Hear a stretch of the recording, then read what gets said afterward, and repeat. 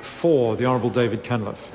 Thank you, Mr Speaker. To the Minister of Finance, what was the maximum estimated Crown liability under the recapitalisation bid proposed by Permanent Investments Limited in August 2010 as assessed by Cunliffe in its report to Treasury of 26 August 2010? The Honourable Bill English. Mr Speaker, there was no maximum estimated Crown liability and certainly no terms of contract which would limit the Crown's liability. The member should read the receiver's advice, who has scrutinised the contract documents in detail, and he will find that the assertions he is making in public are simply wrong, and it's reflecting on his competence, not on the deal. The Honourable David Cunliffe. Mr Speaker, can the Minister confirm that the Cunliffe report here estimated that the Crown's exposure to placing South Canterbury Finance into receivership was, and I quote, approximately $500 million, close quote, and that its exposure to the leading recapitalisation proposal was, quote, between $400 and $500 million? And if so, can he explain why he chose the more expensive option? The Honourable Bill English. Well, Mr Speaker, the nature of the deal which the member is referring to was similar to any number of other approaches that the Treasury and the receiver had around South Canterbury, which was first, the people making the offer expected the government to lend them the money to buy the company, and secondly, there was no limit on the Crown liability. Any loans that the buyers found that they didn't like, they were going to hand back to the government. So the assertion that there was some limit on the Crown's liability is simply wrong. The Honourable David Cunliffe. Mr Speaker, noting the email from the Treasury dated 25 August 2010, which states, and I quote, the Minister has developed an appetite for receivership, so it might pay to clear the table of other options, close quote. Oh dear. Can he confirm that the Treasury email in fact reflected his instructions or preferences? The Honourable Bill English. No, Mr Speaker, I can't confirm that, but what I can confirm is that there was no deal put to the government or put to officials that limited the Crown's liability. The deals that were considered involved...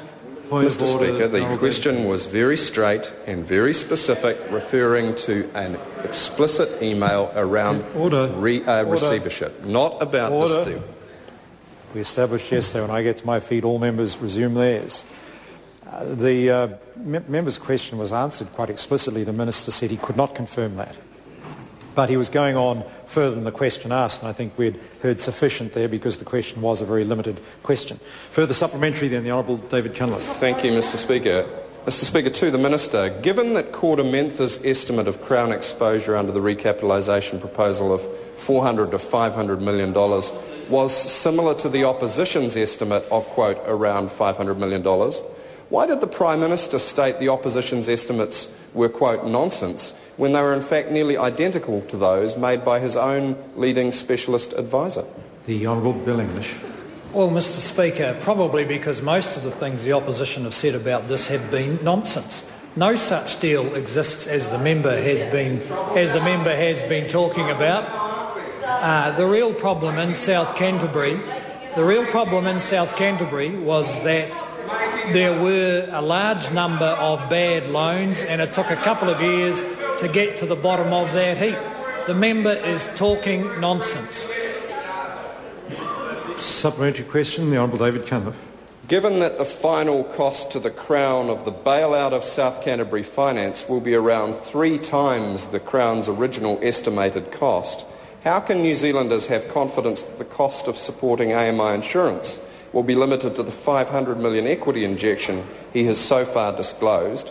And if this is not the full estimated cost of supporting AMI, can he please advise the House now what the total cost is estimated to be? The Honourable Bill English. Well, Mr Speaker, that's a very good question. What was the opposition doing for 9 years when they were in government about regulating the insurance industry? Order. Mr Speaker, a straight question was asked, which was, what is the final estimated cost of supporting AMI insurance? It is a serious matter. The Minister is not at liberty to answer an objection made by the a member's colleague. made his point of order. We don't need to go on any further. I think the Minister could have made a better attempt to answer the question. The question wasn't quite as simple as the member portrayed at the end there. It was a much longer question than that, but the Minister should make some attempt to answer it. The Honourable Bill English. Well, Mr Speaker, the public can expect the government will manage the arrangement with AMI in order to minimise the taxpayers' losses.